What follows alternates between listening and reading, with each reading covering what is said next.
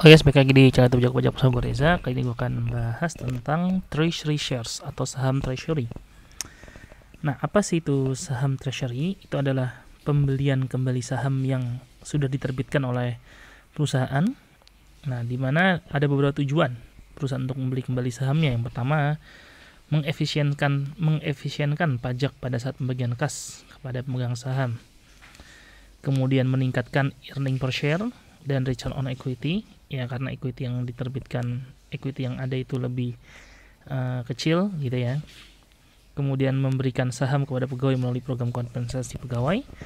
Kemudian untuk mencegah adanya pengambil alihan kepemilikan perusahaan atau untuk mengurangi jumlah pemegang saham, serta menciptakan harga pasar saham sehingga saham itu menjadi lebih langka di peredaran sehingga dia bisa menaikkan harga dari saham tersebut. Nah, saham treasury itu sifatnya nanti akan mengurangi jumlah ekuitas perusahaan, di mana ada dua metode, cost method dan fair value method.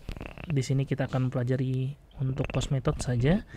Kemudian pada cost method, pembelian saham treasury dicatat dengan mendebit akun treasury shares sesuai dengan harga beli atau cost, dan jumlah ini dilaporkan di laporan posisi keuangan sebagai pengurang jumlah ekuitas perusahaan. Serta untuk par value method, maka pembelian saham treasury dicatat dengan mendebit saham treasury sesuai dengan nilai par dari saham tersebut, seperti itu. Nah, kita akan masuk ke contoh soalnya. Pada tahun 2016, PT Gembira menerbitkan 200.000 saham, nilai parnya adalah 1.000 dengan harga jualnya 2.000 per saham.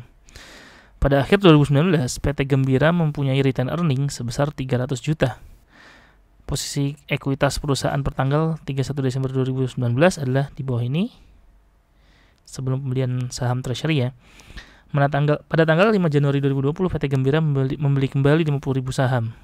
Ya, dari 200.000 dibeli kembali 50.000 dengan harga 2.200 per lembar.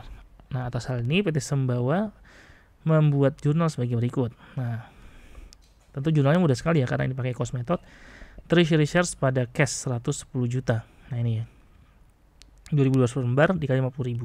110 juta. Nah, lalu ini posisi keuangan sebelum adanya purchase dari treasury stock tadi, treasury shares. Nah, setelah adanya pembelian treasury shares, posisi keuangan menjadi berubah ya. Kalau kita lihat di sini ada dikurangi dengan less atau dikurangi dengan treasury shares sebesar 110 juta.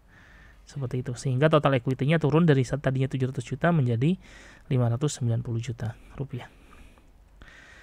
Nah, kemudian selanjutnya ya, saham treasury ini itu juga bisa dijual, guys. Nah, penjualannya tadi bisa dilakukan yang pertama di atas harga pembelian atau di bawah harga pembelian.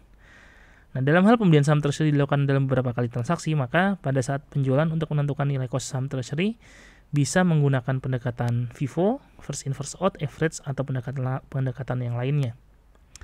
Nah, coba kita lihat contohnya ya. Pada tanggal 6 Februari 2020, PT Gembira menjual 10.000 lembar saham treasury dengan costnya 2.200 dengan harga 2.300 per lembar saham. Ya, dia di atas harga beli berarti. Maka perusahaan membuat jurnal sebagai berikut.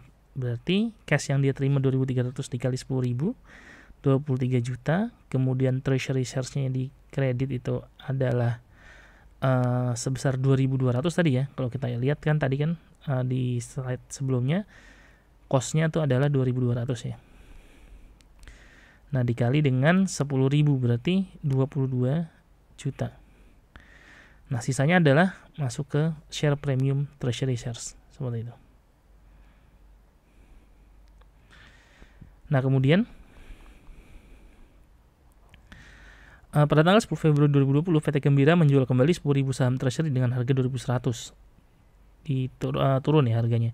Maka perusahaan membuat jurnal sebagai berikut. Nah, ketika turun, maka pertama kali dilakukan oleh perusahaan adalah mendebit akun share premium treasury shares-nya dulu. Nah, kalau dalam hal ini berarti 10.000 tadi dijual dengan harga 2.100 gitu ya. Maka cash-nya 21 juta. Di debitnya adalah share premium treasury shares-nya 1 juta dan treasury shares-nya adalah 22 juta.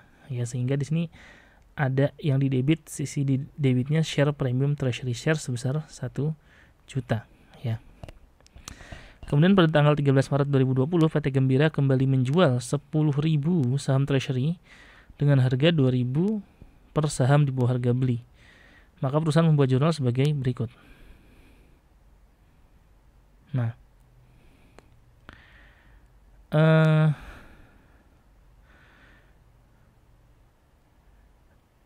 ini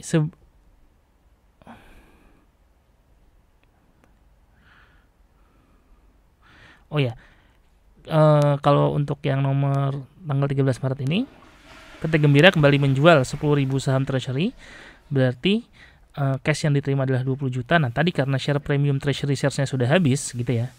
Sudah habis, maka yang didebit adalah retained earning. Ya, jadi kalau dia sudah habis, maka yang didebit adalah di akun retained earning seperti itu, guys. Ya. Nah, kemudian yang namanya saham treasury itu juga bisa dihentikan. Nah, saham treasury itu bisa dihentikan penerbitannya, dinonaktifkan, ya. Jadi dia sahamnya tersebut dinonaktifkan. Setelah dia beli kembali, kemudian dia hentikan saham tersebut. Nah, tentu dalam hal ini treasury shares akan berkurang serta share capitalnya juga akan hilang dari dari peredaran ya. Share capitalnya hilang dari laporan keuangan juga. Nah, bagaimana contohnya kita akan lihat di sini.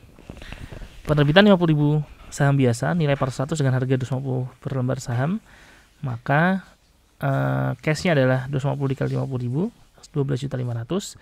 Share capital ordinary-nya adalah $100 dikali 50.000, 5 juta, dan share premium ordinary-nya 50.000 dikali 250. Dikali 150 ya. 7.500. Nah, kemudian atas saham tadi itu dibeli kembali 10.000 lembar saham biasa dengan harga 270. Ya, berarti jurnalnya gimana? Treasury shares-nya di debit, kreditnya adalah cash. Seperti itu ya. Dengan cost method 2.700.000. Nah, kemudian setelah yang 10.000 tadi dibeli kembali, nah saham treasury tadi dijual kembali. Dari 10.000 tadi 5.000-nya itu dijual kembali. Nah, cara jual gimana? Harganya 290, berarti cash yang kita terima adalah 1.450.000. Gitu ya. Kemudian treasury shares-nya tadi based on cost-nya 270 dikali 5.000, 1.350.000, selisihnya masuk ke share premium treasury shares. Dan terakhir adalah penghentian atau penonaktifan saham treasury. Nah, 5.000 lembar saham. Jadi sisanya dari yang 10.000 dibeli tadi, 5.000-nya tadi dijual kembali, dan yang 5.000-nya tadi dihentikan atau dinonaktifkan. Nah, kalau dia ingin dinonaktifkan, ya mudah saja. Treasury shares-nya tinggal dikredit, ya sesuai dengan cost-nya tadi 5.000 dikali 270, 1.350.000. Kemudian tadi kan kita masih punya akun share premium treasury shares. Ini juga harus di offset, ditutup ya akun ini. Berarti share premium treasury shares-nya berkurang 100.000. Nah, kemudian tidak hanya ini, karena dia dinonaktifkan, maka share capital dan share premiumnya juga harus dihentikan. Nah, untuk share capitalnya ya menggunakan nilai par 100 dikali 5.000 ya, jadi 500.000, nilai parnya kan 100. Dan kemudian sisanya masuk ke share premium ordinary. Nah, kalau lihat di sini share premium ordinary kan tadinya 150 per lembar. Nah, ikutin aja 150 dikali 5.750.000. Gitu guys kira-kira. Oke, kira-kira itu yang ingin gue sampaikan di video kali ini. Semoga bermanfaat. Jangan lupa like, subscribe, dan komen channel YouTube gue. Dan apabila kalian merasa video ini bermanfaat, bisa di-share di seluruh sosial media yang kalian miliki. Jangan lupa belajar terus. Bye-bye.